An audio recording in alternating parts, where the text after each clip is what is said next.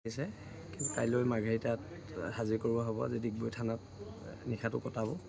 আমিও আহিলোঁ শিৱসাগৰৰ পৰাই যিহেতু আনিছে আৰু কথাটো হৈছে এইবিলাক সকলো ভুৱা গোচৰ আৰু আমাৰ ন্যায় ব্যৱস্থাটোৰ ওপৰত আস্থা আছে, বিশ্বাস আছে। অতি শীঘ্ৰে আমাৰ সকলো সতীৰ্থ যিমান সতীৰ্থ সোমাই আছে সকলোৰে জামিন হ'ব আৰু গণতান্ত্ৰিক দেশ এখনত অগণতান্ত্ৰিক যেতিয়া কাম কাজবিলাক হয় তাত আমাৰ আপত্তি থাকে আৰু আমাৰ আপত্তি থাকিব আৰু অতি শীঘ্ৰে বীৰ লাচিত সেনাৰ সমূহ সৈনিকক মুকলি কৰি দিবলৈ চৰকাৰৰ ওচৰত দাবী জনাইছোঁ।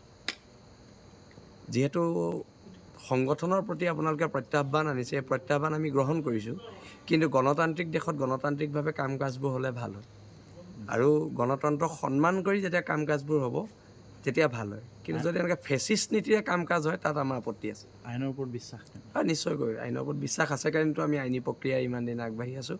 আৰু এটা কথা, ভাৰতৰ ন্যায়পালিকাটোৰ ওপৰত আমাৰ বিশ্বাস আছে কাৰণে আজি প্ৰত্যেক কোৰ্টে আমাৰ ল'ৰাবোৰ গৈছে, আমি ন্যায়িক প্ৰক্ৰিয়াবিলাক কৰিছোঁ আৰু অতি শীঘ্ৰে বিহুৰ আগতে সকলো মুকলি আকাশৰ তলত ওলাব বুলি আমি আশাবাদী।